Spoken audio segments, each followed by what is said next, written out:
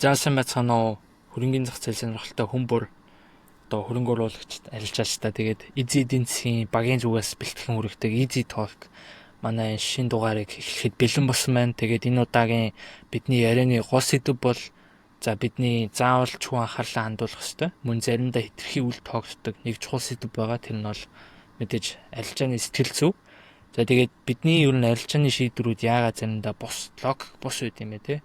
Яагаад бид нэр фомо давталж эсвэл одоо алдагдлаа буцааж авах гэж зүтгэдэг юм бэ?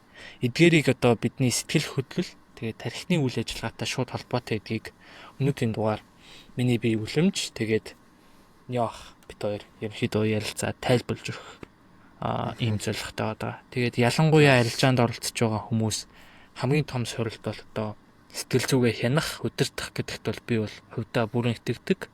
Тэгээ мөнгөө эрсдэлд оруулж буюу одоо мөчөд бидний тарих эсвэл энэ хүлээж авч байгаа сэтгэл зүйн энэ мэдрэмж маш хүчтэй хариу үзүүлдэг. Үүнийг ойлгохгүйгээр ерөнхийдөө бол энэ салбарт одоо шийдвэр гаргах энэ салбарт ерөнхийдөө амжилтанд хүрэх ер нь боломжгүй билээ. Тэгээд гол яриа руугаа орохоос өмнө мэдээж ганцхан хором зарцуулаад subscribe болон лайк дараад үзээрэй. За баярлалаа. За Нёх танд энэ өдрийн мэндийг хүргэе. За баярлалаа. Өнөөдөр чинь сонгож авсан сэдвээс маш чухал сэдв байгаад байдаг. Яагаад чухал гэдэг юм гэхээр одоо яг арилжаа тэр дундаа хөрөнгө оруулалт хийж байгаа энэ хүмүүс дунд нэг асуудал үүсдэг нь юу юм гэхээр мэдээж бүх зүйлийг ингээд сураад сонирхоод судлаад явдаг л да. Одоо жишээ нь макро эдийн засгийнхаа талаар хараад ойлгодог. За магадгүй техник шинжилгээг ойлгодог болдог. За ингээд сентиментийг ерөнхийдөө барьж авдаг. Босныхаа дараагаар аль нэг зэг дээр очиод заавал алдаа гаргадаг нь тэр нь юу юм гэхээр psychology буюу сэтгэл зүй гэдэг асуудал байдаг. Тэгэхээр бүх зүйлийг сурсан ч байсан та алдагдал хүлээх магадлалыг өндөртэй гэсэн. Тэр нь та өөрөө магадгүй яг одоохондоо бол маш тайван байгаад ийм үедээ бол арилжаагаа эхлүүлээ явж байгаа. За тэгээд яг жинхэнэ нөгөө юу ирэхэд те одоо айдас ирэхэд яг тэрний хэцүү байдал ирэхэд бол өстой контролгүй гусдаг. За тэр бол одоо бүх юмны одоо хамгийн төгсгөлийн цэг гэж ойлгож болно. За одоо чинь хүмүүс бол ингээл ярьдаг би бараг 60-70% арилжааны win rateтэй гэл те. Эсвэл зарим хүмүүс бараг 100% энтер байдаг ч гэж хэлээд байна. За яг 100 муу байдаг гэдэг хүмүүс бол яг тухайн мөчтөө бол 100 ижиж болно шүү дээ. Яг хийж эхлээд 10 удаа хийсэн чи 10лаа хончих юм бол би өөрөө өстө 100% win rateтэй баг юм а гэл өөрөө айгу тоогод эхэлдэг. За тэгэл тэрнээсээ цаашаа яг нөгөө сургалт мургалт бүх юм эхэлдэг гэсэн. За би өөрөө яг энэ замаар явж исэн болохоор айгу сайн мэднэ. За тэгээд аль нэг цэг дээр очиж заавал цоцдог. За тэр нь юу юм гэхээр яг л энэ нөгөө өөрийнхөө хэмжээг нэмэх ихтүүлсэн хитрхи одоо бардсан байдлаас үүдээд тулгардаг нэг асуудал энэ яг л сэтгэл зүй асуудал аваа. Тэгээд сэтгэл зүй чинь маш хүнд байдалд орчих юм бол тэр голд нь бол ямар ч контролгүй гусдгал гэж ойлгож болно. Тэгээд би болохоор 2022 оны тэрхүү уналтан дээр яг тэр байдлаа аюу сайн мэдэрсэн. За тэрнээс өмнө бол 20 онд бас нэг мэдэрч исэн аимшигтай байдаг тийм. Тэгэхээр яг тэр тухайн моментод нойргүй хондог. Нойргүй хонсноосоо болоод аимшиг шийдвэрүүд гаргадаг. Эсвэл бол бүр маш одоо тийм зан аашны хувьд асуудалтай хүн болж хувирдаг ч гэдэм юм. Угсаал нэг тийм юу хийдгүү. Ерөөсөө удирдагддаггүй. Одоо жишээ нь нэгэл хаагаал явах жишээтэй болчихдог. Би яг зүгээр нэг жишээ дуртахад маа нэг оюутан байсан ах байгаа. Тэгээд бид хоёр нэг бүтээгдэхүүнийг судлаад тэр ойролцоогоор $7 байсан тухайн үед нь. Тэгээ хоёулаа энийг худалдаж авъя. Та өөрийнхөө хөрөнгө оруулалтыг хий гэж бид хоёр ярилцсны үндсэн дээр ерөнхийдөө манер бол хийсэн. Гэхдээ тэр бүтээгдэхүүн $125 хүрсэн байхад одоо манай тэр ах алдагталтаа гарсан гэдэг. Аимшигтай. $7-аас $125 хүрч яхад тэр хооронд алдагталтаа гарсан. Тэр алдагдал юутай холбоотой юм гэхээр ерөөсөө сэтгэл зүйтэй холбоотой байсан. Зүгээр худалдаж аваад орхих тэр одоо хөрөнгө оруулах талаас нь биш. Нөтгөн дээр чинь дандаа арилжаа хийх гэдэг байгаа байхгүй. Үсээгүй одоо хүмүүс яг л тэр замаа л туулдаг л да дөнгөж эхэлж байгаа хүмүүс ялангуяа. Тэгэхээр арилжаа хийгээд ахаар нөтг нь орж гараад ингээд бүр үнэхээр том асуудлыг дагуулдаг. Тэгээд тэрэндээ одоо донтдог гэх юм уу баг. Ер нь бол алдагдaltaа ингээд шаарлахаал яваад идэг. Тэгэл өсөөд байгаа мөртлөөсөө тэнцэнс алдагдaltaа гарна гэдэг бол өөрөө ерөөсөө сэтгэл зүйн асуудалтай шууд холбоотой. Тэгэхээр би тэгээд дараа нь тэр одоо оюутныхаа юг гүйлгээд харсан, historig гүйлгээд харсан. Ингээд дуусахгүйсэн бүр ингээд скролдоод гацсан дуусахгүйсэн байхгүй. Тэгээд эцсийг үзэж чадаагүй. Тэгэхээр тэр хэд хамгийн хугацаанд бол манерийн сэтгэл зүй бол үнэхээр аимшигтай байсан нь бол тодорхой. Тэгээд маш их хэмжээний одоо мөнгө юунда финдэл төссөн байсан. Бүр үнэхээр том хэмжээний одоо хүмүүсийн яг зүгээр л ашиг орлого олъё гэж боддог одоо том хэмжээний мөнгөөл финдэ төлсөн байсан. Тэгээд тэр мэрийг харахад бол үнэхээр л аимшигтай юм билээ. Тэгээ ялгаа авахгүй би ч гэсэн өөрөө яг л тийм одоо нөхцөл рүү орж исэн. Ялангуяа нөгөө нэг хиний үед CZ Bankman хоёрын модалцдаг дээр бол үнэхээр чанга байсан. Тэгээд хэд дээр хааж байгааг мэдэхгүй ямар ч тэнцээний одоо арилжааны трейдинг стратеги энэ төр хамаагүй болол тий. Зөвхөн одоо баг юун дээр өдөртөх зүгээрээ тийм Twitter эргүүлээл тий. Тэгэхээр тэр бол үнийг одоо яг ингээд арилжаатай холбоотой асуудал ийм болгодог учраас тэнцээ 1000 мундаг стратегтэй байгаа тэрийг барьдаг би үнэхэр мундаг гэд за магадгүй 10 удаагийн win streak хийсэн өөрөө 100% гээд үзээ явж байгаа хүмүүс ч гэсэн яг тэр олон хавар нэгэнтэй гэдэг тэрэн дээр ч ундаг тэр нь бол тодорхой. Тэр бол тодорхой. Нэг зэг дээр очиод л унана тодорхой. Тийм байгаа. Цагааны шалгал хийж хараад. Тийм. Тэгэхээр нөгөө одоо өнөөдрийн чиний тэр тайлбарлах гэдэг тарих яаж хүлээж аваад идэм бэ гэдэг чинь аюул чухал байхгүй. Бид нар хэрвээ тэрийг мэддэг болчих юм уг нь бол яг энэ хэсэг дээр нэрэл болчи гэмээр л байгаа байхгүй те. Алдагдлаа хүлээн зөвшөөрөө зогсооч. Ингээд энэс цаашаа би хэрвээ шийдвэр гаргах юм бол дандаа худлаа гаргана гэдгийг ойлгохдаг болчих юм бол бас яг арилжаа хийж байгаа хүмүүст хэрэгтэй болов гэж бодож байна. Би бас сайн мэдэхгүй айгүй сонирхолтой байна. Би яг одоо өөрийнхөө ерөнхийдөө тодорхой хэмжээнд жоохон судалгаа хийгээд яг тэн дээр одоо ингээд та нарт хүрэх гэж байгаа. Тэгээд мэдээж одоо үед одоо хүн болгон арга барил гээд яг гол анхаарлаа хандуулчихсан тий хэдэн арилжаанд ороод томоохон хэмжээний алдагдал хүлээгээд эхлэхээрээ алдааг өөрийнхөө сэтгэл зүй одоо яагаад алдагдал хүргүү гэж өөрөөсөө хайхаас илүүтэй одоо өөрсдийн ашигладаг арга барил за бусад хүрээлэн борчноосоо хайгаад идэг нэг асуудал байдаг. Одоо жишээлбэл алдагдал хүлээгээд эхлэхээрээ ч гэдэг ч юм уу дансаа их хэмжээний одоо эрсдлээд оруулаад арилжаа хийгээд алдаад эхлэхээр гэдэг ч юм уу.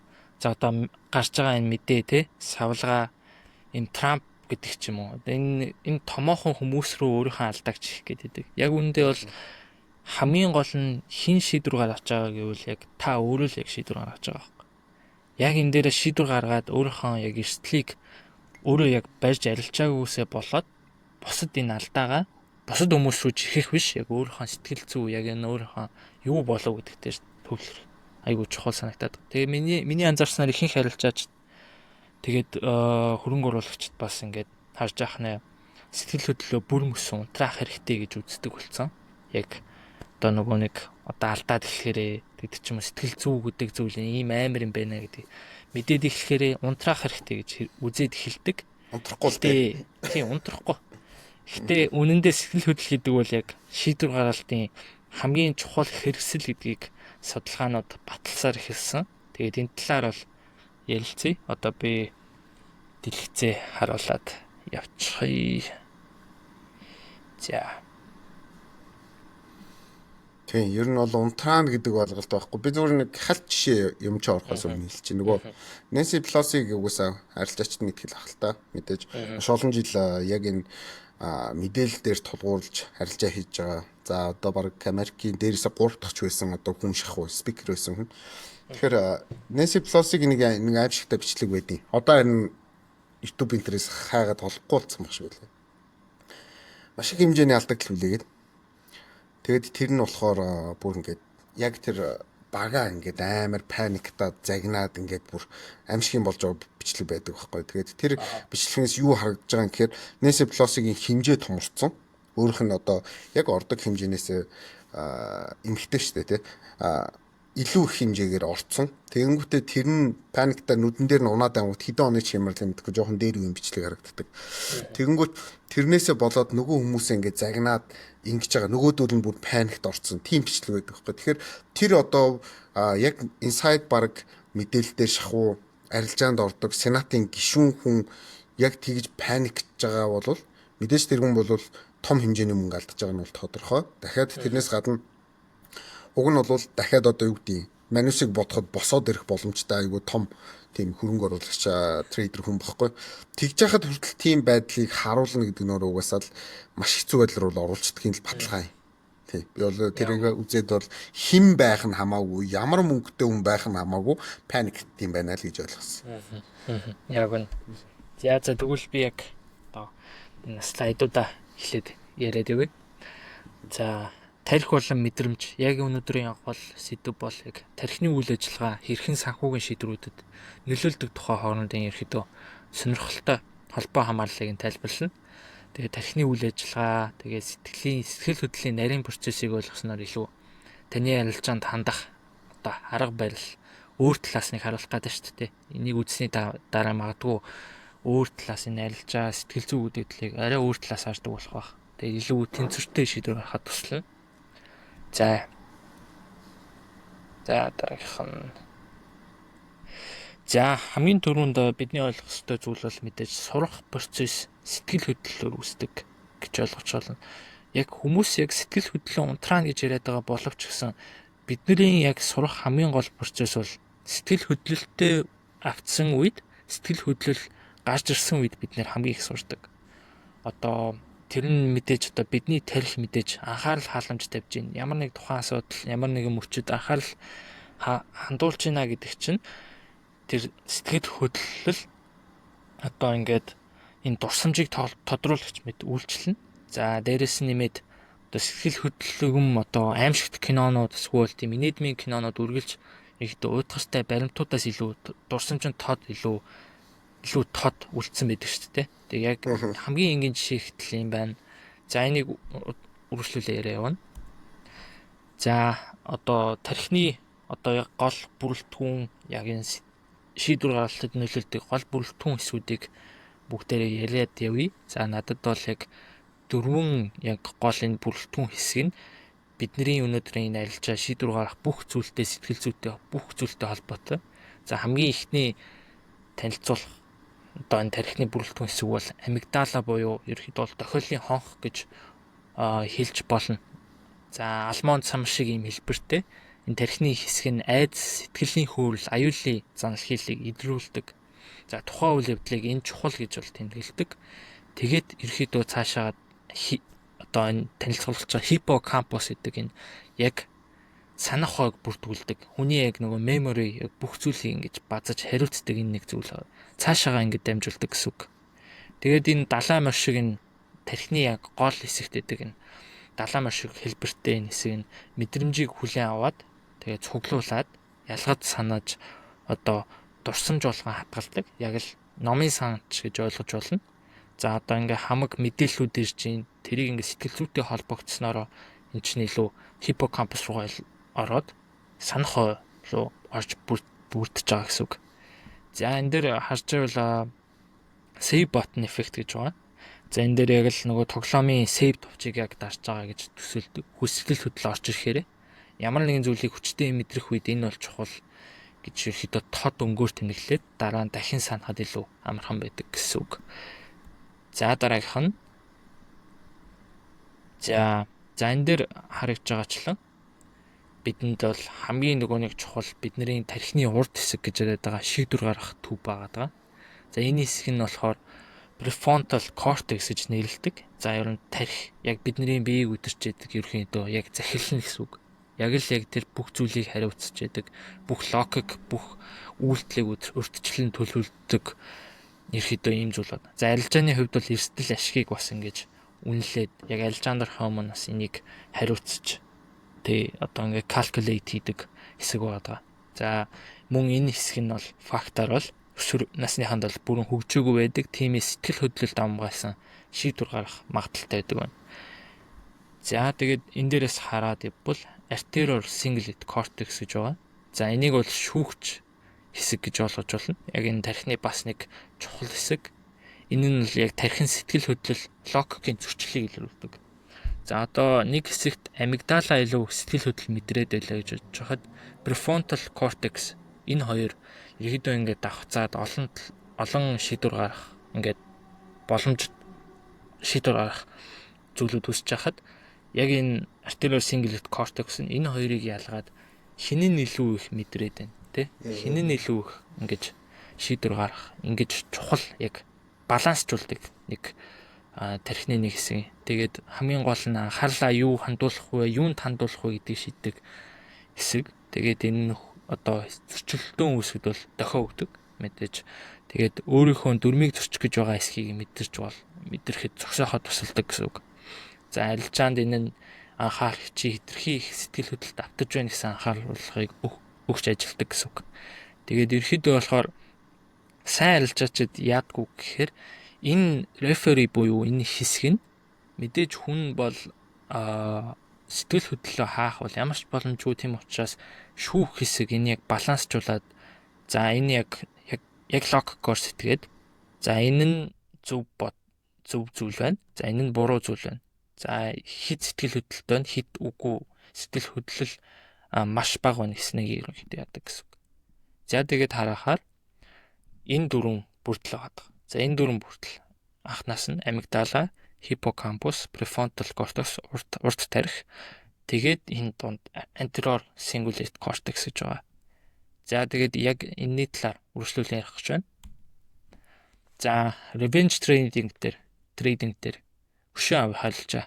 За энэ нь юунаас үүсэлтэй вэ гэхээр арилжааны дүрмээ ерөөхдөө бол зөрчснөөр арилжааны үр дүндтэй нөгөө эрсдлээ хэтрүүлж орсноор үр дүнд их хэмжээний алдагдал үүснэ. За мэдээ сэтгэл хөдлөл яах вэ гэхээр уур бухимдал нь амигдала түүнийг уур бухимдал байна гэж хүлээж аваад ерөөхдөө стрессийн даавруудыг ялгаруулад нэмэгдүүлдэг. Тэгээ би шууд тэр амигдала нь хурдан ажиллаа те уур бухимдал хүлээж авснараа стрессийн даавар яадаг вөхөр түргэн шийдвэр гаргахад хүргэдэг. Тэгээд ерөөхдөө бол би алдснаа буцааж олно. За гэсэн яаруу шүүн дунгаахгүйгээр арилжааг өдөөдөг. Өндөр хөшүүрэгтэй үлдсэн данстайгаа том хувиар арилжаанд ороход нөлөөлнө. За тэгээд арилжаанд орчлоо. Дахиад алдагдал, ахин том алдагдал. Эсвэл дансаа шатна. Логик хариуцдаг урд тарих болон шүүн дунгаах үүрэгтэй тарихыг амигдала яг энэ бүрдэл хэсэг. Амигдала энэ хоёрыг ерөөхдөө бол ингээ бүрхэгчдэг гэсэн үг. Шийдвэр гаргах завдал өгөхгүй энэ амигдала хэтэрхий стрессийн даавар гаргаснаар энэ нөгөө нэг логик хариуцдаг хэсэг шүүн тунгаах хэсгийг чинь бүгдийг нь унтраачихдаг гэсэн үг. Тэгэхээр ийм аюултай.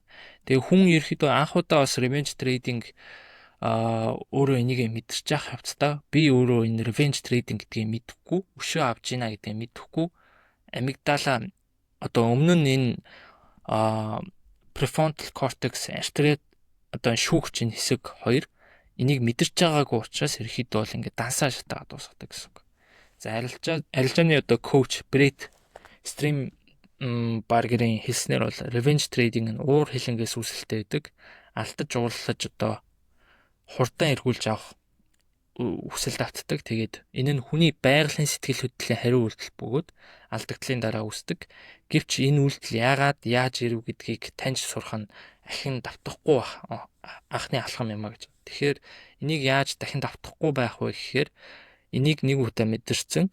Одоо ерөөхдөө энийг revenge trading байсан байх шүү гэдэгтээ өөртөө дүгнэлт хийгээд тэгээ тэрийгэ бичиж тэмдэглэж авдаг ч юм уу. Тэгээ яг тархиндаа суулгасны араас дараагийн удаад за өшөө авах халжаа би хийх гэдэг шүү. Энийг зогсоох хэрэгтэй гэдгийг ерөөхдөө бол тохиог авч ажиллана гэсэн үг.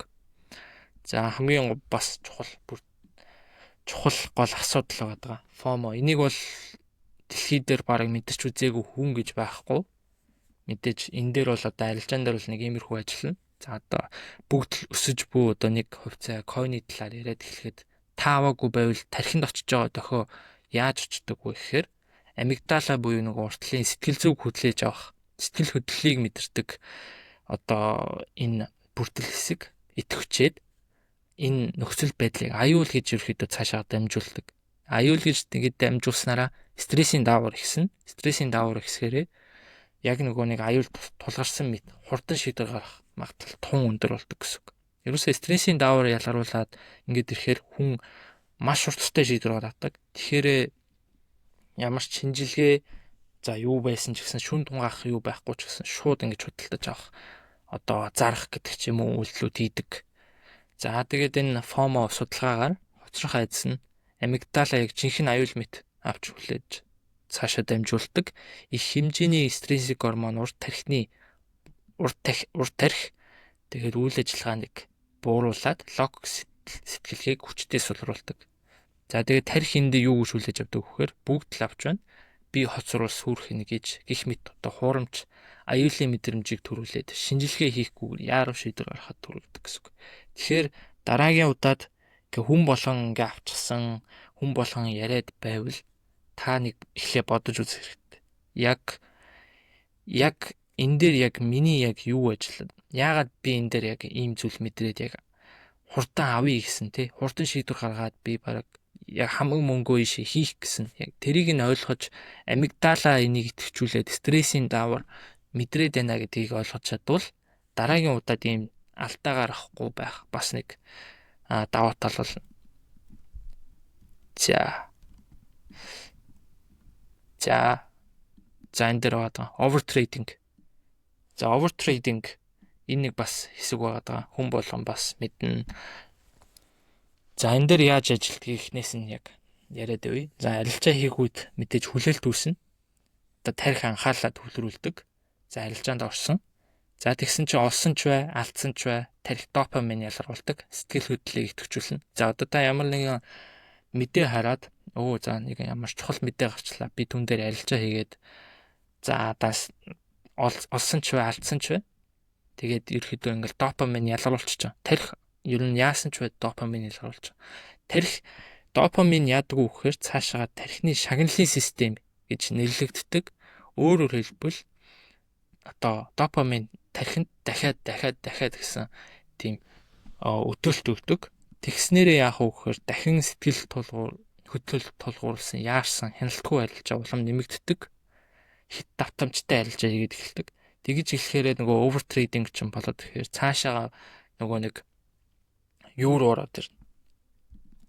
Энэ дээр ярьсанчлан revenge trading руу бүр орчих боломжтой. Допамин ерөнхийдөө ингэж ажилтдаг. За энэ дээр мэдээж хамгийн өндөр ашигтай арилжаа хийсний араас допамин ялгарч байгаа тийм үү?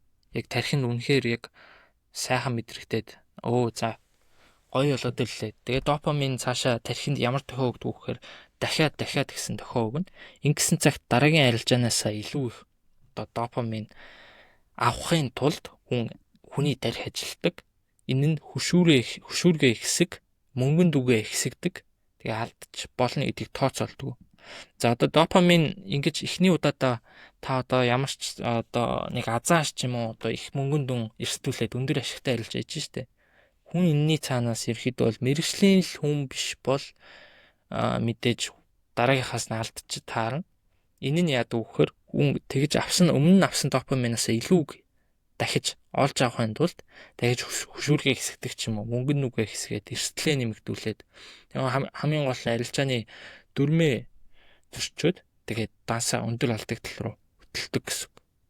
Тэгээ энэ загвар нь мөрөөтэй тоглоомны донтой төстэй их бөгөөд тархины допамин систем үр дүнгээс үл хамааран тасралтгүй үйлчлэхийг дэмцээр идэг. Одоо жишээл нэг казино дотор ч бүхэл юм чинь амар гоё өнгөтэй тий. Үнэхээр яг тоглоход юм гоё харагддаг шүү дээ. Тэр чинь угаасаа яг л допаминаар бид нарыг хооллоод алдсан ч олсон ч бай. Энийг үргэлжлүүлээд тоглол дахиад гэсэн тийм тохиог үргэлж илгээж идэг гэсэн үг. За энэ дээр бас айгүй чухал хэсэг байна. За эргэлзээ зарим үед одоо арилжаачдад бас эргэлзэх үе байдаг. Яг алдсны араас яг ойлгоод те сэтгэл хөдлөлтөй арилжаа хийгээд алдаад за дахиад нэг арилжаа хийхээр амар эргэлзээ төрдөг ч юм. За тэгээд энэний талаар ярихад одоо зарим арилжаач хэтэрхий хайж гар хөлнөшөөд одоо шийдвэр гаргах чадваргүй болдог. За энэ үед амигдала эрсдэлтэй байна. Болгоомжлоор гэсэн тохио байнга хөгж байгаа хэсэг гэсэн үг.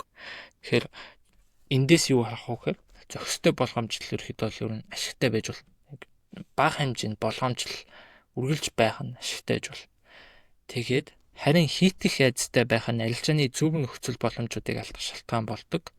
За тэгээд энэ үед урд тарихаа сонсож арилжааны дүрмээ дагаж байна уу гэдгийг шунгаан тунгааж авах хэрэгтэй. Арилжааны дүрмээ одоо дахин өөртөө уншиж сануулад те тэмдэглэлээ арилжааны тэмдэглэлээ сөхөж хараад те ингэснээр та дүрмээ мөрдөж байна уу гэдэг дээр ахин нэг шүүж харах боломжтой гэж байна. Тэгээ ингэж явсаар хагаад сэтгэл зүйн хүнд ингээд яг эднүсийг ойлгоод эхлэхээр сэтгэл зүйн паттерн гэж үүсдэг. За сурах үйл явц яг энэ дээр яг орж иж байгаа. За цаг хугацааны явцад яг энийг ингээд мэдэрсээр олон сэтгэл зүйн хөдлөлүүдтэй ингээд нүр тулсаар хахад ингээд тархинд паттерн үүсдэг. Энэ яд үхэхээр график сэтгэл зүйн давтамжийг тань сурна. Хиппокампус дотор яг хиппокампус гэдэг тэр хэсэг дотор амжилттай арилжааны журуудыг хадгалдаг. Одоо ямар нэгэн амжилттай арилжаа хийгээд өөрийнхөө дүрмийг дагаад амжилттай арилжаа хийлээ гэж бодоход тэр нь цаашаага хиппокампус руу очиод амжилттай арилжааны нэг жор. За одоо хоол хийхэд чинь жор байх чухал шүү дээ. Жороо мэддэг байх нь чухал, мэдээж тэрийг л бүртгүүлж ийн л гэсэн үг л дээ. Тэгээд амжилттай трейдерүүд яаж сэтгэл зүгөө хэдэн жилийн туршдаа бэлдэж давтаж те өөрийн арга барилаа тохируулдан өөрсдийн сэтгэл зүйн паттернийг ойлгож сураад за тэрийг өөрийн давуу тал болгож ашигладаг чаддаг.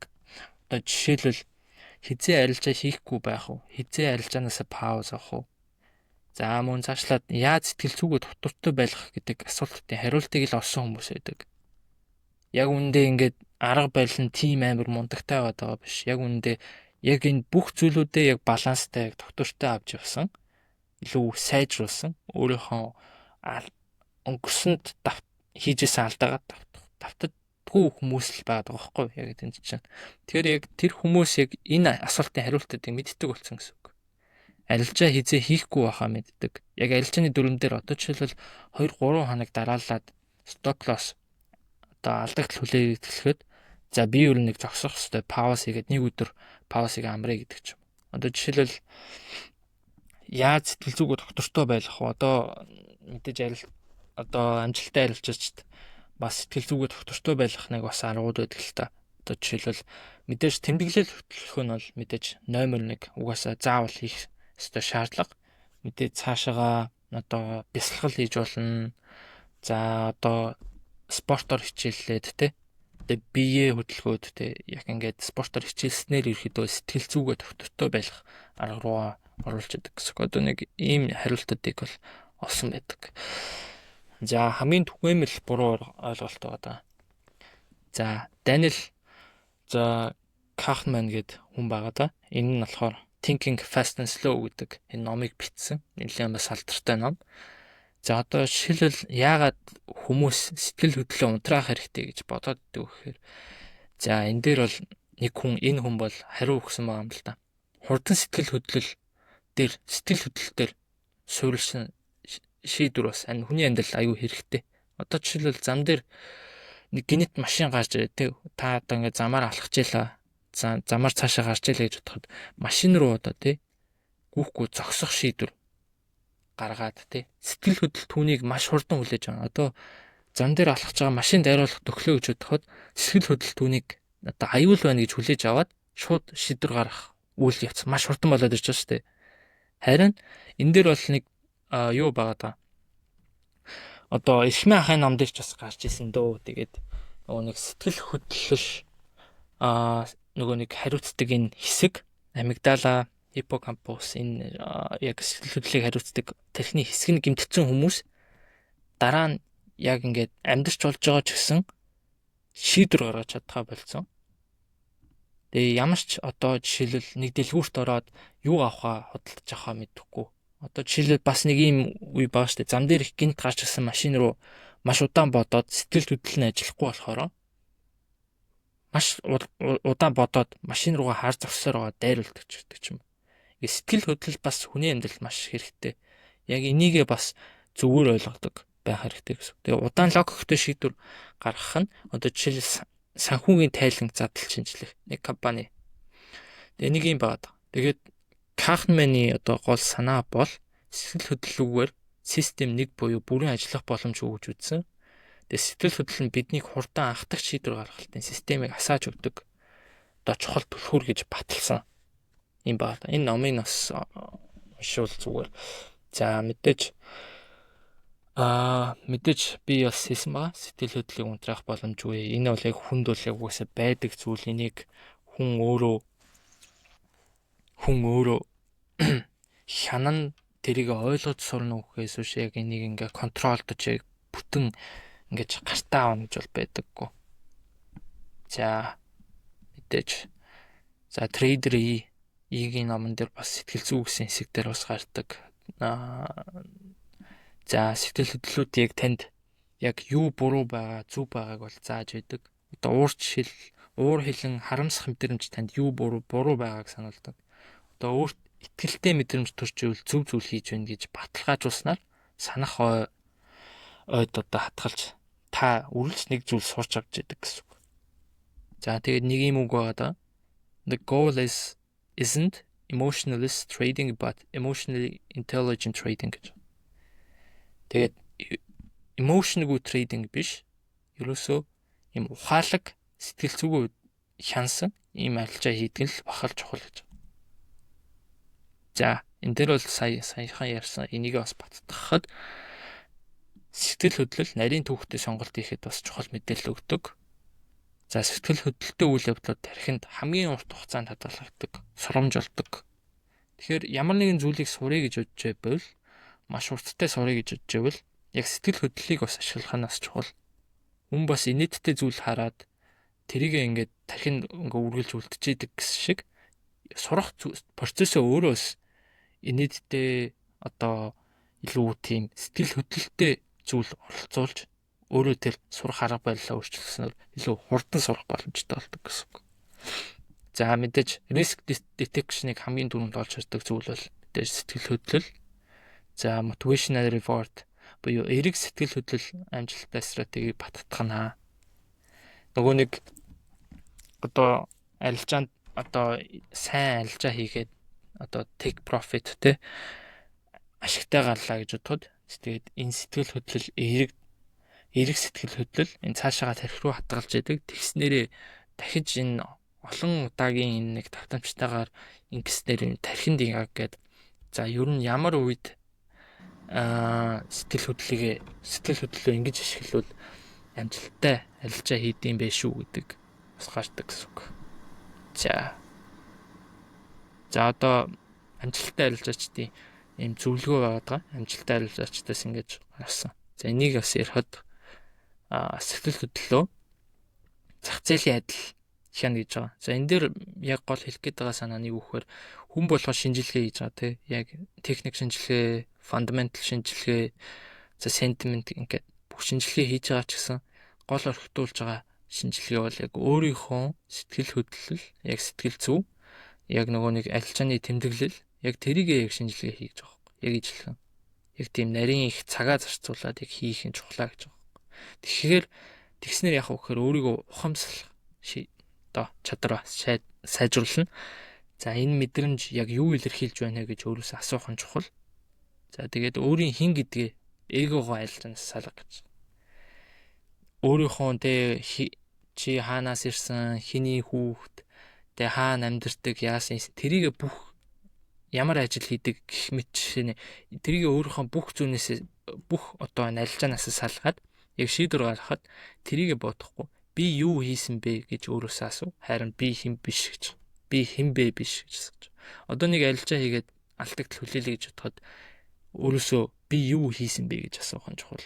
Тэгснээс шууд өөр л үгэж те би хэн бэ биш байхгүй. Чин бас хүн болгон өөрөө сурч хөгжиж боломжтой байдаг учраас. За итгэлтэй тодорхой арилжааны төлөвлөгөөтэй бай. Мэдээж төлөвлөгөөгөө ингэж урт хугацаанд системтэйгээр хөгжүүлэх нь чухал. Тэгээ системд итгэх одоо эргэлзээ сандралыг нь багасгана. Тэгээ back test хийгээд дадлахаар системээ автоматар хэрэгжүүлдэг болох. Тархиндаа л яг суулгах гэдэг шүү дээ. За тэгээ сэтгэл хөдлөлтөйгөө тэмцэлдэх биш ойлгож сурах хамгийн чухал. Энэ яг энэ презентацийн гол санаа яваад байгаа. Сэтгэл хөдлөл бол дохоо тэгээ дайсан биш. Яг сэтгэл хөдлөлөө яг энэ удаагийн яг юугаар ойлгоход бол хүний яг тархины энэ хэсгүүд гэж маш чухал, бүх хэсэг нь маш чухал. Яг энэтэйгээ яг хүн баланстай өөрийгөө хяндаг, ойлгодог байх нь чухал. Одоо ямар нэгэн аюул тулгарлаа гэж бодоход аюул тулгарлаа алдагдал хүлээлээ нэг зүйл боллоо гэж бодоход за энэ ийм үед амигдала илүү их ажиллаад би их илүү их стресс мэдрээд тэгээд ийм алдагдалт хүрсэн байх шүү гэдэг нь хамгийн чухал. Тэрийг ойлгодог байх нь чухал. Тэгснээс өөр хүрээлэн буу орчин бусад хүмүүсээс айханаас биш. За позишно эрсдүүлэх мөнгөнд үгээд доктортой байх мэдээж чухал. Арилжааны дунд хит их дарамт мэдэрчээвэл хит том эрсдэл хийж байна гэсэн үг. За тэгээд хамгийн чухал нь олон алдагдал хүлээсний араас өөртөө бодож тунгаах цаг олго. Дараалсан алдагдал хүлээгээд эхлүүл ерөөдөө пауз авч хэдэн өдөр өөртөө бодож ирэх зүйлээд те. За яг асуултынхаа хариултыг өөрөө юу буруу байв, юу зөв байв гэдэг тэрийгэ бодож тэмдэглэл хийх нь чухлаа. Энийг ч бас олон ч бас хүмүүс ярьж байгаа. Тэгээд яг хав энэ удаагийн энэ слайдуудаараа энэ дөрвөн бүрдэл хэсэг яаж ажилтдаг тайлбарлалаа. За баярлалаа хөтлөмж. Наа чин ер нь яг бид нар нөгөө юугаа мэдэхгүй л байна л да. Өөрсдийнхөө биеийг ерөнхийдөө ойлгож мэдэхгүй л байна л да. Тэгээд үндсэн одоо шинжлэх ухааны тайлбар нь гэсэн үг шүү дээ. Тэгэхээр яг энэ бидний яг харилцаанд орж байгаатай одоо яг л адилхан зүйл амьдрал дээр ч гэсэн өөр одоо шийдвэр гаргалтууд дээр яг адилхан л гэж ойлгох хэрэгтэй ингэж л ажилтдаг гэсэн үг шүү дээ. Би саяхан чамд ярьжсэн чинь нэг зүйлийг санчлаа. Би ерөөсөө нэг сүүлийн үед ерөөсөө тэр тал малаар мартцсан байж. За угаасаа л одоо нэг хэлээгүй л дээ. Одоо жишээ нь e-trader-ийн талаар ярих ч юм байхгүй. Их майхан юм бисэн. Одоо 2008-9 онд тэр чинь нөгөө хамт ажиллаж байсан. Гэхдээ би бол энэ арилжааг нь бол баг ойлгохдогчгүй гадралдаггүй байгаад. Тэгээ тэр хүн ингэдэг байсан байхгүй. Баскетаар дээр нэг юу сурч ийн гэдэг үлээ нэг баскетаар барай суучдаг заяа. Тэгээд тэгж явахдаа нөгөө юунуудаа оруулж ирээд индикаторуудаа оруулж ирээд хараад байдаг гэсэн байхгүй. Тэрийг тоглоод. Тэгэхээр манер магадгүй яг энэ талаарх мэдээлэлтэй байсан хүн ч юм билүү те. Тэгэхээр ойлгодог байсан угаасаа нэлээд одоо шинжээч хүн байсан одоо юм судалгаа хийдэг юмд сониуч тийм хүн байсан болохоор яг тийм байдлыг л харуулдаг байсан юм байна да гэж зүгээр чиний яриан дундаас чинь сая би саналаа шүү. Би өөр одоо хаач хэлж байгаагүй. Гэтэ Викторийн яг зүгээр яг энэ арилжаатай хөрөнгө оруулалттай холбоотой зам бол нэг тийм ойрхон биш. Бусдаар бол тэр хөгжмөнтэй илүү ойрхон байсан. Тэгээд яг тэн дээр яг тэгж ажилтдаг байсныг нь одоо emotional ажилуулад байдаг байсан юм байна да магадгүй гэж харахаар байна л та. Одоо эргээд харахаар тий. Тэгээ сая л яг хэлсэн чи e-trader гэж байгаа л яг чи emotionтай холбоотой юм ярьсан чинь бол тэр нь бол санаанд орж шүү. Баскетаараа барай суудсан мета 4 дээр ажилтдаг байсан. Тэгээ нөгөө индикаторуудыг оруулж ирээд юм ингээл хийгээл маусаа барьцсан хийж байгаа л тэгэл ингээл гитараа тоглоол ингээл оруулж ирэл ингээд идэг байсан. Тэгэхээр тэр бол холбоотой байх магадaltaй байна л гэж харлаа. Сурах процесс яваад шүү дээ. Тий, сурах юм дээрээ өөрийгөө нөгөө happy байлгаад байгаа асуудал байсан байл л да одоо удах нэ тий. Тэгэхээр маш сонирхолтой юм байна. Ер нь бол илүү happy сурах хэрэгтэй байна тий. Загнуулаад сураадах шиг байгаа юм тий одоо сүлээд. Тий. Хүмүүс аягүй бивинийгаа юм заахаараа ингээд загнаад идэг. За яг би ч гэсэн ер нь адилхан дөө биш бас худлаа өмнө бас нэлээ олон хүнд худлаа үнэ ярьж явсан. Тэгээд заримдаа бас зүв байсан баг, заримдаа бол асуудалтай л байсан баг. Тэгэхээр ер нь бол заах процесс, сурах процесс бол бас нэг тийм арай илүү юутай л байх хэрэгтэй байна л да. Тий. Эмошн хөдөлгсөн холбогдсон тийм сонирхолтой байна гэдэг чинь ерөөсөө яг сэтгэл хөдлөлийг нь л яг оруулж ирэх гээд байгаа шүү дээ. Одоо жишээлбэл хичээл зааж байвал яг сэтгэл хөдлөл холбогдсон яг өөрийнх нь тухай юм ярьж байгаа тохиолдол ч юм уу. Эсвэл яг өөрийнх нь дуртай зүйлийн талаар яриад эхлэхэд ингээ сэтгэл хөдлөл бас хөдөлж байгаа шүү дээ. Тэгэхэд л яг угаасаа яг сонирхолтой хичээлүүд нь яг тийм байдаг юм болов уу гэж би бол боддتي. Тэгэхээр ямар ч гэсэн тэр нөгөө сэтгэл зүгээ бүр байхгүй болго энэ төр гэдэг ч юм бол тийм юм бол асуудал угаасаа байхгүй юм байна. Боломжгүй юм байна. Одоо ингээд бас ингээд яг сошиал медиагаас хараад хахад ингээд л бүхэл ер нь альжаач ер нь тэгж дийлэнх нь тэгж боддог болцсон. Яг сэтгэл хөдлөл яг тэгснээрээ яг хүн маш олон боломжуудыг алдчихж байгаа нөгөө нэг хитрхи их ингээд юунаасаа зай бариад за нэг юм байна гэд хитрхи боломжуудыг яг тэргээ жижигхэн хэмжээнд бас сэтгэл хөдлөлттэй байханаас чухал гэдгийг бас чаглаа. Арилжааны сэтгэл зүйдээр зүгээр надад бол яг зүгээр ингэж харагдаад. Ерөөсөө хинжээтэй л холбоотой. Хинжээ гэдэг чинь өөрөө миний нөгөө эмошныг чинь гаргаж ирээд байгаа байхгүй тий. Одоо чинь Wyckoff-ын logic гэдэг ойлголт байдаг. Тэр юу юм гэхээр илүү accumulation хэсэг батлагдчих юм бол зөвхөн хөрөнгө оруулалтаа хийгээд л орхих гэдэг байхгүй. Тэр accumulation гэдэг нь бол одоо илүү insider мэдээлэлтэй ойрхон байгаа хүмүүс цуглуулж эхэлж байгаа л гэсэн үг. Accumulate хийж ийн гэсэн үг. Accumulate хийсний дараа бол тэнцээ markup гэдэг зүйл үүсдэг. Тэр markup юу юм гэхээр дээшээ явж байгаа буюу тэр зараад байгаа стресснээс давсан худалдаа авалтуудыг хийгээд байгаа гэдгийг зөв баталж хэлж байгаа байхгүй. Энэ өөрөө бас яг адилхан нөгөө эрэлт нийлүүлэлтийн хуульчин л хэрэгжиж гин гэсэн үг энэ цаана. Тэгээ эргээд тест хийх хэсгийг бол spring гэж хэлж байгаа. Spring бол заримдаа нэг юм илүү одоо зураастаа гардаг буюу тэр accumulation-ыг доошоо унахж байгаа юм шиг нөхцөл байдал үзүүлдэг. Эний чинь нөгөө нэг bull bear энэ чинь нөгөө дээшээ доошоо харсан ч яг адилхан шүү дээ. Bull bear trap гэж хэлээд байдаг байхгүй. Тэгэхээр тэр нөхцлүүдийг ер нь бол батлагдсны дараагаар хөрөнгө оруулалтуудыг хийхийг ерөнхийдөө шаардж идэг. Ялангуяа энэ одоо хөрөнгө оруулагч нар илүү юм стратеги тайлбарсан одоо яг судлаач гэх юм уу та тий. Тэр хүмүүсийн чи яг өөрсдөө ийм тайлбарууд нь явж байгаа шүү дээ. Тэгэхээр accumulation гэдэг хэсэг үүсснийг бол бид нэр ингэж танина гэдэг. Уг нь бол Wyckoff-ын logic бол супер л дээ. Супер. Гэтэ яг дандаа нэг ингэж ажиллаад идэх нь гэж хэлэх нь хайшин. Гэтэ ер нь бол биткойн дээр бол яг одоо тэр нэг жижиг зах зээл байгаа учраас энэ нөхцөл байдал үргэлжийн мөн ажиллаж идэг. Одоо чинь сая сүүлд бол тэр 70 мянга руу доошоо ингэж яхад бол spring гэдэг зүйлийг харуулаад дараагийн маркапыг дээш нь харуулчихж байгаа байхгүй. Тэгэхээр энэ бол цаашдаа одоо ерөнхийдөө өсөх хандлагыг бол угаасаа тодорхойлчих чинь бол гэж хэлдэг л дээ. Тэгэхээр buying climax ч гэдэг юм уу ийм нөхцлүүд одоо биелж ингээд яг Wyckoff-ыг би бас амар тийм сайн тайлбарлах хэмжээнд бол гэж өөрөө хэлж мэдэхгүй. Гэтэ ер нь бол яг хараад чарт зураглалыг хараад ингэхээр одоо харагддаг болчихлоо гэх юм аа. За энэ бол яг маркапа хийц юм чи одоо spring climax дээр очиж байгаа юм байна. Хэрвээ очих юм бол би дараагийнх нь нөхцөлийг би мэдэхгүй учраас яг тэр дээр очичоод дахиад accumulate хийх үгүй юу гэдгийг мэдэхгүй учраас хүлээдэг болдог ч гэдэм юм. Тэгэл илүү одоо нөгөө сэтгэл зүй рүүгээ стратегиудаа нийлүүлээл ингээд холбох нь чухал байдаг л бах л та. Тий.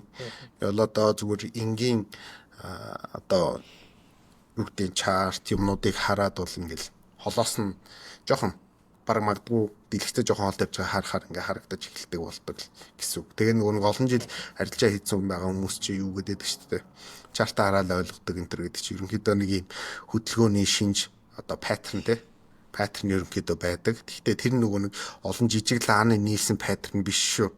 Lag ч гэдэг юм уу эсвэл бол wedge ч гэдэг юм уу team паттернууд биш. Ерөнхий хүмүүсийн хандлагыг л ингээд харж ойлгодог. Яг энэ чи accumulation үүсэж гинүү, distribution үүсэж гинүү гэдгийг ялгадаг болдог л нэг team юм шиг байгаа. Гэтэ одоо бол мэдхгүй байх сайн заримдаа бол үнэхээр мэдээд байгаа ч юм шиг заримдаа болохоор үнэхээр мэдхгүй байгаа ч юм шиг л ийм л нөхцөлтэй байдаг те. За супер. Энэ бол одоо яг л гадаадд сурж байгаа хүмүүсийн л давуу тал та. Би ч гэсэн Америкт байхдаа яг энэ үг хичээлийг авч лээсэн. Тэгээд ойлгохгүй гоё дээ. Тэгээд яг ингээд дараа нь харахаар ингээд ийм хэсгүүттэй юм байна. Энэ нь ингээд юм байна гэд ерөнхийд нь барьж байгаа юм л да. Баярлалаа мэдээлэл. Хичээл дээр ойж яваад нэг ингээд яг энэ хэсгүүдийн талаар жоохон цухас багш дуртаад өнгөрсөн. Тэгээд айгуу сонирхолтой санагдаад яг ингээ ухаад яг задлаа цаашаага ингээд ягаад үтсэн чинь яг энэ чи өөрөөсөө яг арилжаа яг энэ юм дээр чи яг төгс яг бидний яг хол алдаад байгаа зүйлийг чи гол тайлбарлаж чадхаар зүйл энэ байна гэдэг харсан байхгүй. Тэгээд нэгэд одоо сэтгэл зүй явсны хоёлаа зах зээлийн одоо энийг айцыг хэмжээд байгаа нэг юм индекс байгаа шүү дээ. Энийг тухайлбал тий fear and greed гэдэг индекс гэж байна. За мөн S&P 500 дээр Wix гэдэг индекс гэж байна. Та энэний тухай нэг жоо хараад өгч. Тэгээд за яг fear and greed бол яг тэ нөгөө яг их одоо худалдаа авалт хийж байгаа бага худалдаа авалт хийж байгаа дээр тулгуурлаад одоо тоон хэмжээгээр нь гаргадаг гэж ойлгож болно. За Wix бол S&P 500-гийн одоо эсрэгцүүлсэн гэж хэлдэг индекс байдаг. За яагаад эсрэгцүүлсэн гэж хэлдэг гэхээр Чикагогийн одоо юунаас exchange-ийн юун дээр опшны гэрээнүүд явж байгаа.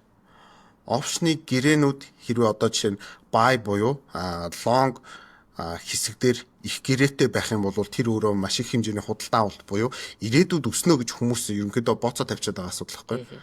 За нөгөө талдаа put буюу унах одоо тэр хэсэг дээр илүү их одоо арилжааны одоо хэмжээнүүд орж ирээд байх юм бол тий ордерууд те option flow гэж хэлж байгаа.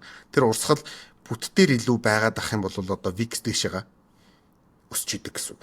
Тэгэнгүүт тэр нь угаасаа л одоо ерөнхийдөө option зах зээл futures-тэй futures зах зээл бол одоо зах зээлийг future гэдэг үг чинь угаасаа тодорхой шүү дээ. Ирээдүг гэсэн.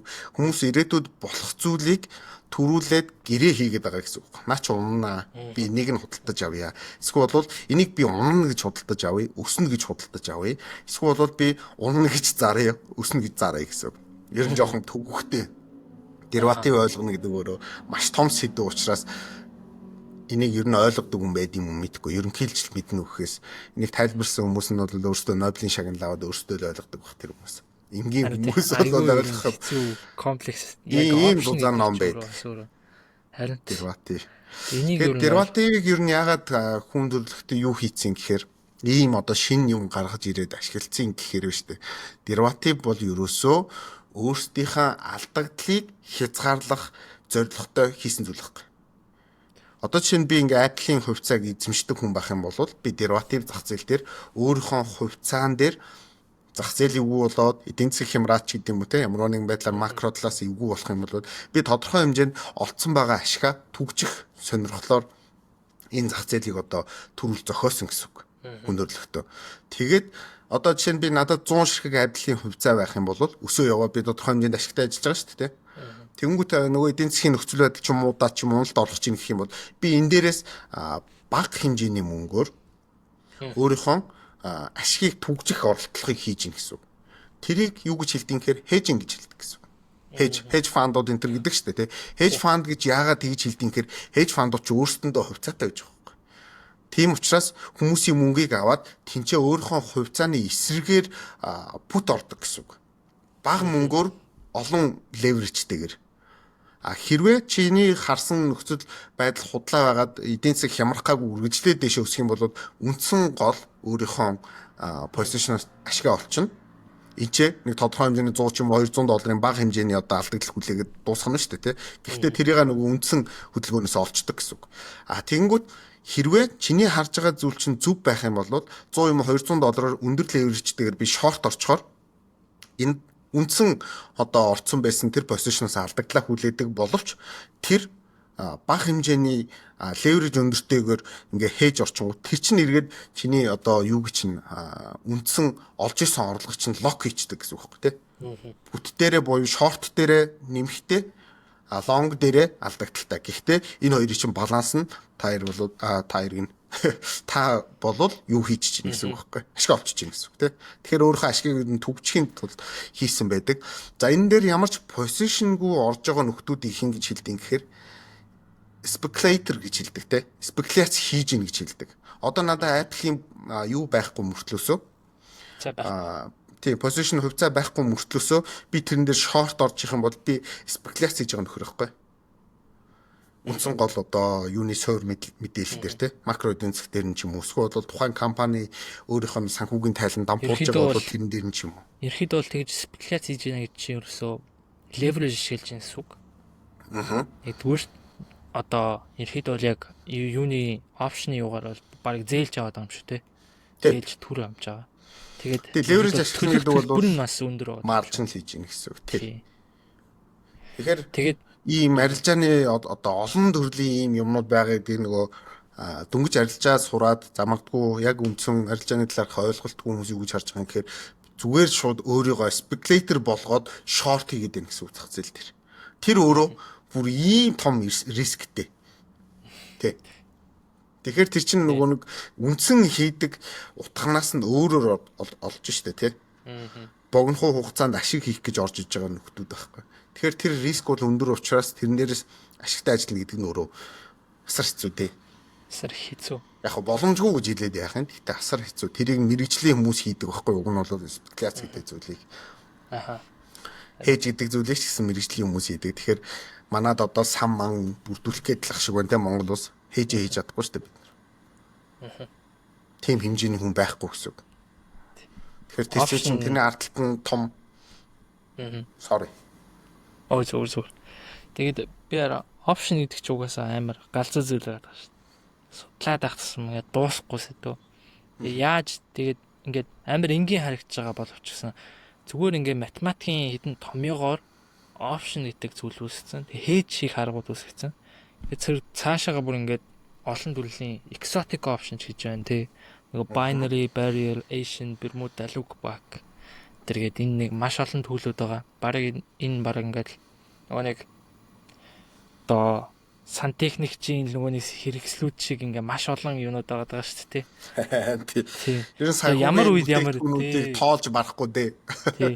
Тэрнийхтэй хамгийн гайхалтай нь зүгээр ингээд хитэн томьёо ингээд ягаад үүсгээд томьёо шинээр ингэж үүсгэж тэгээд нэг шинэ юм бүтээгдэхүүнүүд үүсгдэг нь амар гайхал. Одоо жишээлбэл энэ Трампын нэг засаглалын үед бас нэг юм volatility одоо нэг савлгаа өндөр байх тусам ашиг идэг тийм нэг юм бас exotic option байна.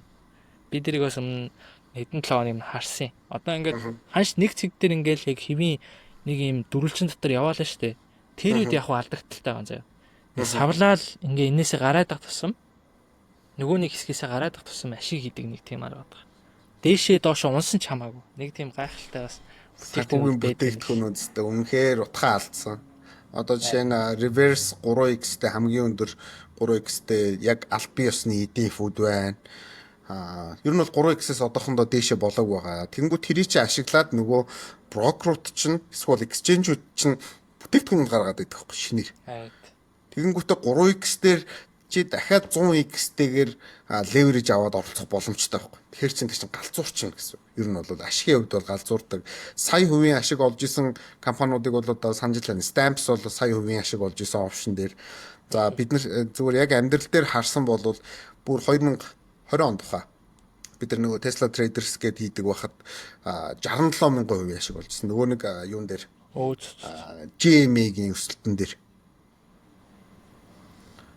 Тэгэхээр ийм сонин янз янзын бүтээгдэхүүнүүд байгаа. Тэгэхээр нөгөө таалж явснаас тоолж явсан биш гэдэг шиг маш олон бүтээгдэхүүн бүгднийг мэдэх ямар ч боломжгүй байхгүй. Ямар ч боломжгүй. Тэр өдөр болгон мянган бүтээгдэхүүн гарч байгаа. Тэгэхээр тэрийг мэдхгүй гэж орж ирээл тэрийг мэдхгүй бол чи арилжаач чинь биш ч гэдэг юм уу хөрөнгө оруулагч биш гэдэг ойлголт ерөөсөө байхгүй. Одоо шинэ яг энэ алдартай хөрөнгө оруулагч нар юу гэж хэлээд байгаа юм гэхээр хамгийн одоо юутай энгийн аргаар одоо үзэж явах юм бол чи тэрийг олон үзэх юм бол одоо үт үнэтэй гээл те тэрийг бол сайн компанид урт хугацаанд хөрөнгө оруулалт энэ төр гэж хэлээд байгаа байхгүй. Warren Buffett бол ерөнөөсөө л тийм санаа гэж байгаа шүү дээ. Сайн компанид урт хугацаанд хөрөнгө оруулалт бити спекуляц хийгээдэ гэсэн санаа хэлдэг байхгүй. Тэр чинь одоо яагаад тэгж хэлж ийм гэхээр Benjamin Graham гэдэг хүн чинь болохоор энэ Warren Buffett гэдэг хүний чинь багш нь явж байгаа. Тэнгүүд Benjamin Graham юу гэж хэлдэг юм гэхээр үн цэнээс одоо хэд доогуур байгаа компаниудыг олоод хурдан хөрөнгө оруулалт хийгээд төвчээртэй хүлээ тэгэл болоо гэдэг үндсэн гол зарчим байгаа байхгүй. Тий. Тэгэхээр чин санхүүгийн тооцоолол хий гэж хэлж штэ тий.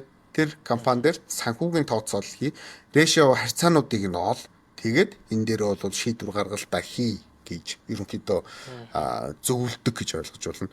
За нөгөө хамт юм хийдэг Чарли Мангер гэдэг хүн бол илүү логикийг хараад зөвхөн олон талаас одоо өөр мэдээллүүдийг бас энэ төр оролцуулаад хий зөвхөн битээ санхүүгийг хараад гэдэг. Энэ хүмүүс чинь өөрсдөө яг нэг юм аргачлалтай байхгүй. Тэгэхээр тэрийг дандаа нэг иймэрхүү байдлаар хилж идэг гэсэн үг. За өөрөх юм байна. За Питер Линч ч гэдэг юм уу те. Питер Линч бол юунд тулгуурлдаггүй гэхээр зүгээр чи одоо өөрийнхөө эдэлж хэрэглэж байгаа зүйлийг ингээ хараа гэж байгаа байхгүй. За манад бол жоохон хол Америкт байгаа хүмүүс байдаг хүмүүсийн төрөл аягүй ойлгоно. Одоо чинь сүүлийн үед аягүй хэрэглээд байгаа ч юм уу тэр хэрэглээгээ чи ихлэд харчхаа гэж байгаа байхгүй. Тэнгүүтээ тэн дээр чинь ямар компаниуд байгаа. Тэрэн дээрээ тулгуурсан шийдвэр гаргалтаа хийгээд урт хугацаанд бас хөрөнгө оруулчаач. Тэгэхээр чи ерөөсөө алдахгүй гэж хэлээд байгаа байхгүй. Питер Линч болохоор.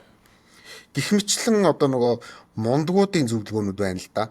Рэй Далио ч гэдэм. Рэй Далио илүү портфолио үүсгээд өөрийнхөө алдагдлыг хамгаалж байгаа. Тэгэх юм бол хүссэн үсэйг наадах чинь урт хугацаанд өсчихнө гэж хэлж байгаа гэсэн.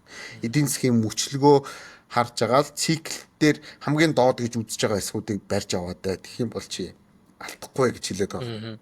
Тэгэхээр чи энэ чинь санхүүгийн за техник шинжилгээний илүү энэ магадгүй бүр юуны эдийн засгийн цикл дээр тулгуурсан ийм юмнуудыг одоо хараад хэлэх юм бол ашиг олно л гэсэн. Гэхдээ ихэнх нь дандаа хөрөнгө оруулалтыг л ярьсан байдаг урт хугацааны. Хөрөнгө оруулалтын стратегиуд бол жоохон өөр. Тий. Хөрөнгө оруулалт ч өөр амын гайхалтай шүү дээ. Яг тэр дунд чинь та ингээ худалдан авалт хийгээд тэр дунд чинь ингээд яаж сэтгэл зүй хөдөлж ийсэн зарахгүй байх тал болоо шүү дээ. Тэгэхээр ингээ сэтгэл зүйн асуудлыг чинь хөрөнгө оруулалт аваа ичж байгаа байхгүй. Арилжааны талаас. Тэгээ тийм учраас даваад л та гэж хараад байгаа. 4 сарын 8-нд энгийн тий. Трамп ингэж хэлсэн шүү дээ. Бити юмаа зараад байгаа чи та нар чинь тэнийг юм уу гэж хэлсэн. Тэгээ 4 сарын 9-нд юу болсон гэхээр 90 хоногоор тарифыг хойшлуулж байна. Би юу хам манай улсын гээд бус улсуудтай тохиролцъё гэдэг дээр хизээч түүхэнд байгаагүй том ногоон лагарсан. Юун дээр S&P 500 дээр. Тэр хүн чинь өмнөх өдөр нь хэлж байгаа хийж штэ тэ. Тий. Хэлж байгаа баг хувьцаа худалдаж аваарай. Өнөөдөр хувьцаа худалдаж аваарай гэсэн нэг ухааны юм бичээд постлоод тэгээд тэгсэн чинь маргааш нь чөлөө тэр өдрийн чөлөө буудсан байдаг. Тэр өдрөндөө тий. Америкийн цагаар бол тэр өдөр нь тий. Тэгээд дахиад нэг жоохон унжирсан юм аа. Тэгсэн чинь тэн дээрээ бас дахиад нэг шийдвэр гаргахаас нэг өдрийн өмнө хувьцаа худалдаж авах гэсэн ухааны юм бас юм бичээд өсөжсэн санагдаж байна. За одоо өнөөдөр баг хай дээр дөгч чинь тий. Тийм. Ойлоо нөгөө яриануудыг хийж эхлэхэд л ярьжсэн тий. Унах нь хамаагүй унжлыг. Унлаа гэд эн чинь өөрөө ловцгийг одоо юу гэдэг бид нар амьдралдаа харчна гэсэн үг бишээ. Таны худалдаж авсан юм чинь үн цэнэгүй болчихно гэсэн үг бишээ. Ингээ угаасаа эдийн засгийн нөхцөл байдал энэ зах зээл чинь өөрөө томрох энэ юм чинь бол эргээл өсчдөг юм а гэдгийг маш олон хэлсэн. Тэгээ хүмүүс болохоор дэлхий сүрж ийн гэж ярьсан нөхцлүүд зөндөө байгаа штэ. YouTube-ээр дүүрэн би Монгол гадаадгүй ярьж байгаа. Тэгээд дараа нь эргээд би аав гэж хэлээ өстэй хэцээ л явж идэг байхгүй. Тэгэхээр үндсэн гол нөхцлүүдэд хараад унжихын бол нэмэх байдлаар тэрийг нэмэхгүй байсан ч болно л доо. Хэрвээ тийм нөхцөл дээр бол юунууд сангуудын ажиллаж байгаа нэхэр хэж хийгээд явцдаг. За бүр мэдлэгтэй мундууд нь бол спекуляцаа хийгээд ашиг олж иж болно. Тэгэл дараагийн циклд орж ирдэг гэсэн үг. Яг одоо бол тэгэл нэг өсрөөл 2% л доор байна шүү дээ. All time high S&P 500 төр бол тий. Тэгэхээр эн чинь бол бас аимшиг өссөн гэсэн үг байхгүй. Тий. Чи нөгөө нэг VIX дээр нэг жоохон хүмүүст мэдээлэл өгөөч. Одоо жишээ нь чи опшных гэж хэлээд байгаа боловч тэдний сарын тэдүү хүртэл өснө гэж хүмүүс бооцоо тавьсан. Тэр нь их болцсон. Эсвэл бол бага болцсон л гэж яагаад байгаа шүү дээ. Хойлоо бараг цагийн ярилцсан юм байна. Гэхдээ чи нэг жоохон яг VIX-ийн талаарх нэг жоохон юм харуулад хэлээд өгчөж. За энэ дээр за скрин шеэрлж аваад харуулъя.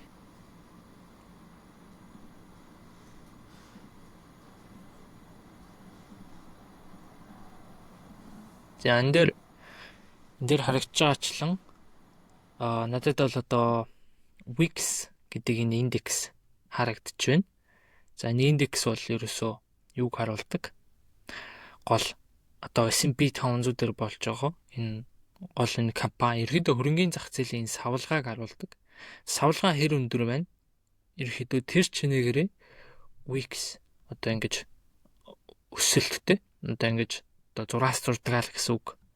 За ингэснээр за одоо энийг ерөөсөө өөрөө ч гэсэн юу гэж хэлж болдог? Айдсыг хэмжүүр гэж хэлж болдог. Одоо эднүсээс бүгд энэ том энэ зурцсан байгаа энэ хэсгүүдийг харвал энэ дээр одоо ингээд харуулъя. Яг тухайн өдөр маш том мэдээ, маш том үйл явдал бол болсон байдаг. Одоо жишээлбэл энэ ковидын үе харагдаж байна. Ковидын үеийн зураас VIX индекс 65 одоо онолт дээр өссөн байна.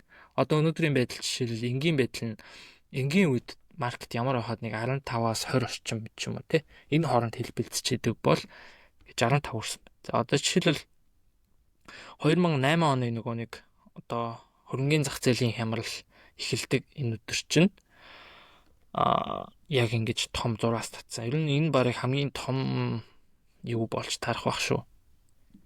Тэгээ ингэ явж байгаа. Яг энэ мөчүүдийг ингэ хараад явбал яг тухайн үед хөрөнгөний зах зээлд маш их том хэмжээний айдас давтсан ийм өдрүүд байгаа да. За одоо саяхныг жишээлбэл 4 сарын 2-ны өдөр Трампын тариф тавьдаг өдрүүд байна. Энэ дээр бас зураг татсан. За энэ дээр би юу хэлэх гээд байгаа юм гэхээр энэ индексийг яаж ашиглаж яаж яг өөртөө давуу тал үүсгэх вэ гэхээр за ерөнхийдөө яг сүүлийн үед хүмүүс одоо арилжаа гэдэг хүмүүс маань анхаарч иж магадгүй. Ингээд арга барил нь ажиллахгүй ч байгаа юм шиг нэг юм санагдаал те. Ингээл олон дахин алдагдал хүлээгээд ч байгаа юм шиг. Хичнээн ингээд арга барилаа дүрмээ дагааж урсан ч гэсэн алдаад байгаа юм шиг санагдчихж байна. Гэхдээ энэ нь бас нэг цаанаас том шалтгаантай. Одоо ингээд Трамп гарч ирээд ерөөдөө амар том их хэмжээний одоо ингээд тодорхойгүй байдал зах зээл гараад ирж байгаа тийм үү. Тодорхойгүй байдал яадаг вэхээр энэ зах зээл дээр айд үүсгэхэд бас мөн тун амархан болгодог. Тэгэхэд ингэж Wix индекс өсөөд ингээд таны арилжаанд орж байгаа бүх төр одоо сета хичнээн та одоо ямар нэгэн арга барил за ICT, SMC одоо DOV юу гэдэг хамаг юу ашигладаг байсан ч гэсэн таны stop loss бүх зүйлийг чинь ингээд юу хамаад яваадах өндөр магадaltaй байдаг. За би ихтэй өндөр магадaltaй байдаг гэж хэлж байгаа шүү. Ерөнхийдөө байнга гэж юу яагаад шаардлагагүй. Ерөнхийдөө ихэнх тохиолдолд та ийм тохиолдолд ийм өндөр савлгаа айдастай байх үед арилжаанд оруулах нь хаалгуусараа дуусна гэдгийг би хэлгээд байна. Тэгээд ийм үед яах вэ гэхлээр Wix-ийн эндээс харж байгаа 30-аас дээш гарсан энэ нэг том зүйтэй хэсгүүд байгаа тоххой. Яг энэ тухайн үед арилжаагаа зогсоо гэдэг би зөвлөгөө өгмөр. Арилжаа хийхэд бол. Яагаад гэвэл ийм өндөр Wix гараад ийм зүү гараад ирвэл айдас ингэж яхаараа энэ зах зээл чинь хаа намаагүй гэж савлаад эхэлдэг. Хаа намаагүй өдөрт хитэн 10%, хитэн 5% доошоо унж өссөд таны стоп лосс бол тэнд бол ийм өчүүхэн жижигхэн зүйл байгаа шүү дээ. Тийм учраас энэ ийм үед яах вэ гэхээр арилжаагаа ерөөдөө зогсоогоод зах зээлийг айдсан байдалтай энэ тариа юу хийж болох вэ гэхээр за энэ харж ивэл та нар яг энэ зүү хийсэн ба хэсүүд байгааз яг энэ хэсэг дээр хөрөнгө оруулалт хийх нь хамгийн чухал, хамгийн ухаантай шийдвэр болно. Хөрөнгө оруулалт. Одоо та нэг зүйл худалдаад авсан байлаа гэж бодоход, нэг хувьцаа худалдаад авсан байлаа гэж бодоход яг энэ зүү татаад эхлэвэл энэ дээр өөртөө байгаа жоохон мөнгөөрөө ч юм уу те дахиад нэг хөрөнгө оруулалт хий гэж бодож исэн мөнгөө яг тухайн үед хийсэн зүг. Хичнээн зах зээл цаашаа унана гэж хэлжээж болох ч гэсэн урт хугацаанд хэдхэн сарын араас эн чинь нөхөд гараад ирдэг шүү гэдэг санаа гадаг. За одоо бүгдээ энэ дээрс баттгаж харж болно. За сүүл 4 сарын 2-ноос эхлүүлээд унсан 7 хоногийн уналт байгаа шүү дээ. Яг энэ тохиолдолд яг энэ уналтан дээр хөрөнгө оруулалт хийгээд за энэ Wix өссөн байх шүү. Хөрөнгө оруулалт хийгээд жоохон ч гэсэн худалдаж авсан бол өнөөдөр зах зээл хэдэн хувь өссөн байгаа бол буцаад 20% ингээд босоод ирсэн биз дээ. Тэгэхээр бас ийм бас боломжууд гарч ирдэг. Leverage болох хэрэгтэй тий. Хамгийн гол нь leverage болох хэрэгтэй. Яг энэ үчиг савлгаа яадаг учраас leverage-гүй ихэдээ бол хөрөнгө оруулалт гэдэг шүү. Тэгэхээр тэгээд энэ дээр бас харж байгаа. Ковидын уналтын үе. За ковидын уналтын үе 3 сарын 15 байх. 3 сарын 15 30 тий 15 23 хавцаана. Яг энэ үед харвал бүүнөрөө S&P 500 хараалаа. Наад үед чинь нөгөө юг бодлогын хүүг бууруулчихж байгаа. Тий бодлогын хүүг бууруулсан гэсэн. Тэгээд яг энэ үеэс ингэж spike хийгээ гарч ирсэн энэ хэсэгт нь хөрөнгө оруулалт тэгээд нүдэн анаал авахад яг эндээсээ буцаад тий онохоор байгаа байхгүй. Яг тухайн 7 хоногт энэ бол тухайн 7 хоногийн Wix-ийг харуулж байгаа шүү. Тэгэхээр энэ Wix өсөж байгаа тохиолдолд зөвхөн хөрөнгө оруулалт хийх нь хамгийн ашигтай үйл явдал болж байгаа. За одоо энэ дээрээс бас харъя. Энд бас нөгөө нэг тухайн үеийн криптогийн унаалт нөгөө нэг баахан компаниудын дампуурлалт идэртэй бас давхцсан. Юу өндөр болоод, инфляци өндөр болоод, ёроолтын дан эхлээл ингээл энэ дээр 30-аас дээш гарч ирсэн тохиолдол болгон ёроолгоог бид нар харж байгаа. 10 сарын 13-нд юу болж байгаа шүү дээ. Инфляци мэдээ доошоо болж 2 дахь 3 дахь удаага доошоо болж гарснаар илүү нөгөөд одоо ер нь бол юуны макро мэдээллүүдийг хоёр улирал дараалал гарчих юм бол нэг бол хямрал, нэг бол одоо сайн талын юм болж ийн гэж үздэг байхгүй. Тэгээ наад 10 сарын 13 ч инфляц бууж байгаа гэдгийг баталсан гэсэн үг. VIX тийм өндөр байсан маань зүгээр дугаа худалдаад аваа гэсэн үг байхгүй. Чи яг одоо яг наадхан дээр юу оруулаад иртээ? Метаг оруулаад иртээ. Би метаг л айгүй ярих дуртай. Бид нар нөгөө шууд нэмэх гэж оруулж байгаа. За нэмэх. За мета. Үш. За энэ дэс чинь та яагаад вэ? За энэ дэр одоо гарч харагдаж байгаа За тэр доотлын улаан хэсэг чинь мета шүү дээ те. Нөгөө тий. Facebook компани $90 дээр үнэлэгддэг. За би тухайн үед яг үнэндээ хэлжсэн гэж бодлоо хэлээд яг бай. Гэхдээ ер нь бол хараа суужсэн бол үнэн. Крипто буучин дээр байдаг байсан. Тэгээд энэ үед би Amazon-ыг хэлсэн тохиолдол бол байгаа. Amazon энэ 50%-аас буюу $900 билион үнэлгээтэй байх ийм компани биш юм л авла 2 гарцсан байгаа учраас дахиад дараагийн өсөлтийг хийх юм бол өндөр болно гэд тэгжсэн. Тэгээ олон бол компани тэр яг ингэж ярьж исэн тохиолдол бол надад байхгүй. Гэхдээ Мета бол хамгийн өндөр өсөлтөнд үзүүлсэн компани. За Netflix ч гэдэг юм өөр компаниуд яг энэ зэрэгс чинь бүр зүгээр өсөө явцсан байгаа. Тэгэхээр яг энээс ч хойшоо all time high дээр энтергээд харах юм бол Мета чинь 7-8 дахин өссөн нөхцөл байхгүй да. Тэгэхээр хөрөнгө оруулалтыг ингэж хийгээч те. Хэрвээ ярих юм бол заяа. Наад үед чинь манай Монгол мөнгөтэй хүмүүс зөндөө байсан. Яг криптогийн дараагийн одоо криптогоос ашиг хийсэн хүмүүс эргээд крипто руугаа хийсэн жоохон гонигтай явдал байдаг хөхгүй манай Монголынх. Тэгэхээр тэгэхгүй зүгээр л гадаад хөрөнгөний зах зээл рүү хийгээд тавьсан байсан бол нөгөө ашиг олцсон байсан хүмүүс чинь за яг хай дээрээ гэж бодоод яг 2-3 нугалахад бол нэг сэтгэл зүй бол хүрнэ. 7-8 нугалахад бол сэтгэл зүй бол хүрэхгүй угаасаа тэгж барьдаг хүн гэж байхгүй. Хэцүү. Тэгэхээр хөрөнгөний зах зээл ийм л байдаг гэдгийг хэлэх гээд байгаа юм л та. Харин тэ энэ дээр бас нөгөө нэг гол бас нөгөө нэг алдартай үг өгдөн штэ. Хүмүүс айж яхад хүмүүс одоо итгэлтэй байхад зар гэж байгаа шүү дээ. Хэд итгэлтэй байх. Учаас дэшээ гараад эхлүүл хөрөнгө оруулаад байл гэсэн үг юм биш үү? Тий, хөрөнгө оруулаад. Ерөөсөө яг гол санаа. Яг энэ дээр ч гэсэн яг нэг жил, 2 жилийн турш ингээд учруу нэлээд олон гарч ирсэн тохиолдол байгаа. Яг энэ тохиолдолд ерөөхдөө бол одоо нөгөө DCA хийж болно шүү дээ. Dollar cost average. Нөгөө нэг таслаад яг ингээд тухайн үед нь хийгээд байх зүг. Тэгээд энэ дээрээс ч гэсэн харж иж болно. 2018 оны энэ Yorol бас энэ Wix 30-тай гарч ирсэн дээр давхцсан байна. Яг энэ үед нь бас онол хийсэн бол бас гоё харагдсан тий. Би энэ дээр нэг юм зүгээр тип болгоо хэлчихв. Яг хүмүүс нэг тийм амар шууд хилээд идэх нь яг үнэндээ бол онц биш. Гэхдээ метагаар арилгаж байгаа. За тий. За би чиний компьютер дээр л ялгуулчих. Наадхан дээр алт оруулаад ирдэ.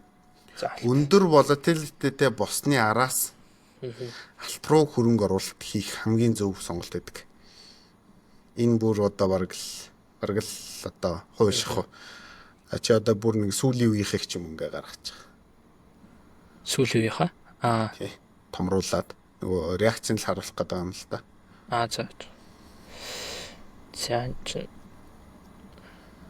Окей. Нэг иймэрхүү харагдчихна. За ер нь бол тэр цэнхэр хэсэгт байгаа чинь ер нь 30-аас дээшээ гарцсан яваад байна шүү дээ. Одоо чиний тэр урдлын нэг дугуулсан байгаа наа хэсэг чинь бол 30-аас дээшээ гараад алтны лов цагийг ерөнхийдөө харуулж байна. За нэг тиймэрхүү байдлаар санаа тий. Тэнгүүт нөгөө алтаа 3000 руу дээшээ гараад ирсний дараах нөхцөл чинь яг үнэн нөхцөл байхгүй. Наадхан чи араас алт дээшээ ингэж л байгаа зү тэ. Тэр нэг доошогоо яг наад өсөлтийн үед чинь нэг доошогоо ингэнгүүтээ нөгөө VIX-н дээшээ гिचэнгүүт буцаад алт ингээд харах юм бол PP ярьдаг хүмүүст бол наа чи баг 3000 PP хөдөлгөөн явж байгаа. За нэг иймэрхүү л шүү. 3000. Ийм байдаг шүү. Ер нь бол наадахыг ингээд уусаа хийдэг хүмүүс ойлгондоо харьцуулаад харах юм бол тодорхой. Тэгэхээр 30 гэдэг бол одоо хай төвчнийг нь хэлдэг. 30-аас өндөр болдог л доо. Тэгтээ 30-аас дээш гарч байгаа тохиолдолд ерөнхийдөө хөрөнгө оруулалтыг хийх нь өөрөө зөв үйл гэж хэлэх гээд байна л да тий. Яг 30-аас дээш гараад 40 мөч. За яг 40-оос бид нар бол яг харлаа шүү дээ. Яг 42 гэдэг дээр ингээ очсон хэсгүүд зөндөө байгаа. Энэ тохиолдолд яг ингээ хараад яг л тухайн үед яг маркетинг лоу хэсэг л ээж таарад байгаа тий. Тэгэхээр яг энэ дээр бол баттгаж харж болохоор байна. Викс хардгуу сангууд гэж байхгүй, Виксийг хэрэгэлдэггүй хөрөнгө оруулалтын тийм багц бүрдүүлж байгаа хүмүүс гэж байхгүй. Дэлхийн дээр угаасаа. Тий. Тэгэхээр өнөөдрийн байдлаар бол өнөөдөр 18 дээр утсан байна. Тэгээд саяхан за энэ угаасаа яг энэ daily chart. Daily дээр жоохон тоон өөрчлөгдөн тий. Тий, daily дээр угаасаа Викс дээр яриад байгаа бах тий. Тэгээд энэ дээрээс ингээ харж байгаа ч гэсэн ингээд энэ жоохон өсөлтч гэсэн нэг саяны дайны бас шууганаар бас болоод эхэллээ. За тэгэл ингээл хараад явчихна гэсэн үг. Тэгэхээр өнөөдрийн байдлаар ерөөдөө ингээд 30-аас доошоо тий. За нэг 20 15 хавцаа байвал арилжаа хийх нь илүү тохиромжтой. Яг тухайн үед за яг хөрөнгө оруулалт хийж болно л доо. Гэтэ арилжаа яг арилжаа хийдэг хүмүүс маань яг арилжаа хийвэл илүү тренд илүү их цэвэр үүсдэг. Таны нөгөө нэг стоп лосс бүх арилжааны позицийг хамж авч явах нь илүү багасдаг гэсэн үг. Тим санаа байна. Тэгэхээр яг тийм тухайн тохиолдлоо яг мэдэрдэг байх нь чухал гэдэг юм байна. Начаас маш чухал санаа шүү. За окей. Хоёулаа нэлээд удаа ярьчлаа. Тий. За тэгээд ингээд яриагаа ингээ өндөрлүүлье. Тэгээд за та өөрийгөө яагаад зарим үед яарсан шийдвэр гаргадаг. Тэгээд яагаад нэг дахин алдааг давтаад байгааг ойлгож эхэлжээвэл илүү мэрэгжлийн илүү ухаалаг арилжаач нь болж байна гэсэн үг. Тэгээд өнөөдрийн ярьсан одоо сэтгэл хөдлөлийн талаар тий тархины үйл ажиллагаатай энэ талаар ярихад базар яхад бол сэтгэл хөдлөлөө дарах биш тэгээд таних, ойлгох, шанах нь яг бидний гол зорилго байх хэвээр. Ухаалаг трейдерүүд өөрсдийн сэтгэл хөдлөлийг ашиглаад логик шийдвэрийг хурцсахад ашигладаг. Тэгээ энэ бол ялагчдын сэтгэл зүйн. Тэгээд энэ дугаараас та нэг шинэ өнцөг, нэг шинэ ойлголт авсан гэдэгт итгэж байна. Тэгээд хэрвээ тийм бол лайк болон subscribe тэгээд share тавчийг дараад бусдаагаа хуваалцаад өгөөрэй. Баярлалаа. Тэгээд бид дараагийн дугаараар уулзцгаая. Арилжаанд амжилт хүсье. Тэгээд нэг ахт бас баяртай гэж хэлье. За баярлалаа. Баярлалаа.